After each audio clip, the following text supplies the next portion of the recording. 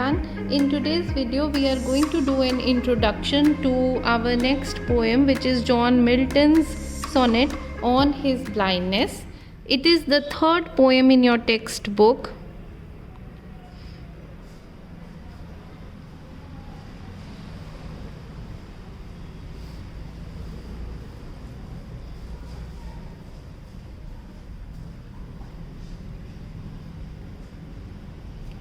And this lecture is just an introductory lecture to the poet and the theme of the poem that we are going to cover. John Milton has written a very personal poem here, and this is something that comes from his own experience in life, as you will see when we discuss the theme of the poem. And basically this poem deals with a kind of a personal loss and feelings that are associated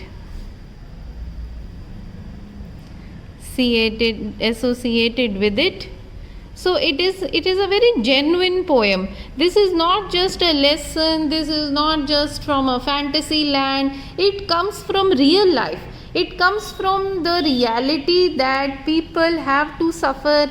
There are ups and downs, and there are times when one really feels that God has done injustice, that life should not be the way it is now. So these experiences are so human and so common. They happen with everybody. Experiences of loss, experiences of injustice and negativity. But then how one has to deal with it, because one has to understand the will of God.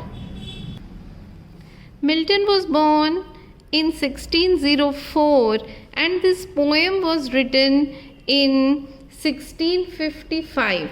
This was 3 years after he became blind. So we realize that the poet was only 44-year-old when he lost his eyesight. And how did he lose his eyesight? It was because of excessive strain on his eyes.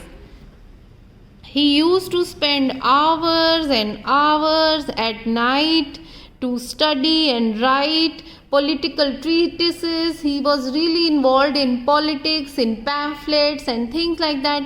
And the doctors had warned him long time ago that if you put so much strain on your eyes, you are going to lose your eyesight, because they had already grown very weak. And ultimately, in the 44th year of his life, he lost his eyesight completely. He became completely blind. And you can imagine what a feeling of helplessness it must have been for a person whose life was reading and writing. He was a person who had spent his entire life reading, writing and putting his ideas on paper, and now suddenly he could not see anything. Writing was definitely out of question. So it involved feelings of helplessness and hopelessness, that now nothing could be done. The poem basically records his feelings at the loss of his sight at a young age. This is not an age, this is an age to make your dreams come true. But the poet almost feels that he has lost all his dreams. It also involves anger, feelings of anger and hurt, because he feels that God had been extremely unjust with him. So this is injustice, and if somebody bears injustice, anger is a very, very natural emotion. You would naturally feel angry even at God. Another emotion that he felt was the emotion of fear. He feared that his poetic talent would die unexplored, because now he believed that nothing could make him write poetry again, and all his talent would go waste. His talent would be wasted, and that was his greatest fear.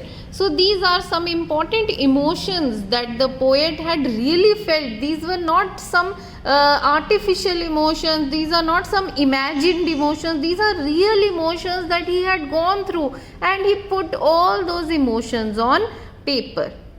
But we will not say that the poem ends there, because ultimately one has to find hope. And so the poet also finds hope, and this is a lesson for the reader also, that where and how to find hope even in worst of times. So life brings worst times, even then there is scope for hope. This is the lesson that he wants to teach in this poem from his personal loss. Regarding the structure of the poem, this is also a sonnet, as I told you, and this is also a Petrarchan or an Italian sonnet, like the one which we had done earlier in John Donne's poem, in the previous poem. And as I had told you, in that poem also, a Petrarchan sonnet can be divided into 8 lines and 6 lines, and the 8-line stanza is called the octave, and the 6-line stanza is called the sestet. And here the rhyme scheme should also be looked into, because the rhyme scheme is very important. So the rhyme scheme goes like A B B A B B A C D E C D E. So if you have the poem in front of you, you will see that this is the rhyme scheme that the poet follows. This is the introduction to our poem, and in our next video lecture we are going to begin with the poem itself, and I hope you will have the text with you at that time. But briefly we are also going to discuss this introduction that we have done in Hindi also, just if in case you have not understood anything. ये poem जो है on his blindness John Milton की poem है, और ये poem जो है ये पोएट की अपने खुद के ज़िंदगी के अपने खुद के एक एक्सपीरियंस से लिखी गई है। ये कोई ऐसी पोएम नहीं है जिसमें कोई ऐसा इमोशन हो जो नकली हो या सिर्फ उसके दिमागी हो, इमेजिनरी हो, नहीं, ऐसा नहीं है। ये रियल जेन्युइन फीलिंग्स हैं जो उसने खुद महसूस की, उसके साथ ये हुआ, और फिर उसने हिम्मत करके इन फीलिंग्स को, इन इमोशंस को कागज़ पे उतारा। और ये फीलिंग्स हैं पर्सनल लॉस की, कि जब इंसान की ज़िंदगी में कुछ बुरा होता है, वो कुछ खो देता है, उसके साथ कोई दुर्घटना होती है, तो फिर वो कैसा महसूस करता है और अल्टीमेटली उससे बाहर वो कैसे आता है।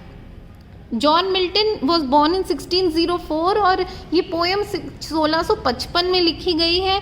उनकी ब्लाइंडनेस के 3 साल बाद, यानी कि जब वो करीब 44 इयर्स के थे तब वो कम्प्लीटली ब्लाइंड हो गए थे। और उनकी ब्लाइंडनेस का कारण कोई बीमारी नहीं थी, वो इतना ज़्यादा अपनी आँखों पर जोर डालते थे, रात रात भर वो सिर्फ लिखते थे, लिखते ही रहते थे। और आप अगर उनकी ज़िंदगी के बारे में पढ़ें तो वो पॉलिटिक्स में बहुत ज़्यादा इन्वॉल्व थे। तो पॉलिटिकल पैम्फलेट्स लिखना, आर्ग्यूमेंट्स लिखना, एस्से लिखना, इतना कुछ उन्होंने किया कि उनकी आँखें जो बचपन से ही थोड़ी कमज़ोर थी, डॉक्टरों की सलाह देने के बावजूद उन्होंने अपनी आँखों पे जोर डालना जारी रखा और अल्टीमेटली उनकी आँखों की रोशनी पूरी तरह से चली गई। ये दो फीलिंग्स उनको बहुत ज़्यादा महसूस हुई, हेल्पलेसनेस कि वो इसमें कुछ नहीं कर सकते, वो हताश हो गए, उनकी सारी उम्मीदें चली गई। आप ये देखेंगे कि उनकी जो पोयम है उसमें ये सारी फीलिंग्स वो कागज़ पर उतारते हैं कि इतनी कम उम्र में उन्होंने अपनी आँखों की रोशनी खो दी। ये फीलिंग्स देखिए, हेल्पलेसनेस और होपलेसनेस के बाद एंगर एंड हर्ट, गुस्सा, जैसे कि इंसान के अंदर से चोट पहुंची वो और वो गुस्सा किसके खिलाफ? भगवान के खिलाफ। उन्हें ये लगता था कि भगवान ने उनके साथ बहुत ही गलत किया है, अन्याय किया है। फिर एक फीलिंग है डर की। डर किस बात का? डर इस बात का कि भगवान ने ही तो मुझे इतना टैलेंट दिया था। उन्हें पता था कि वो बहुत अच्छी पोइट्री लिख सकते हैं, उनके अंदर अनएक्सप्लोर्ड पड़ा है वो टैलेंट, अभी तो पूरी तरह से वो बाहर भी नहीं आया है और उससे पहले ही उनसे ये अपॉर्चुनिटी छीन ली गई है।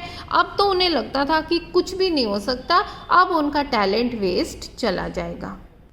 लेकिन इस पोएम के अंत में देयर इज़ होप, यानी कि उम्मीद फिर लौटती है। और एक तरह से रीडर के लिए भी एक बहुत बड़ा लेसन है। ज़िंदगी में आप कितने भी नीचे क्यों ना गिरें, ज़िंदगी आपको कितने भी बुरे दिन क्यों ना दिखाए, लेकिन अल्टीमेटली होप तो आपको ढूंढनी ही पड़ेगी, तभी ज़िंदगी आगे बढ़ सकती है, जैसा कि पोएट ने किया है। और ये जो स्ट्रक्चर है ये मैंने आपको समझाया ही था, it is almost the same as the previous poem.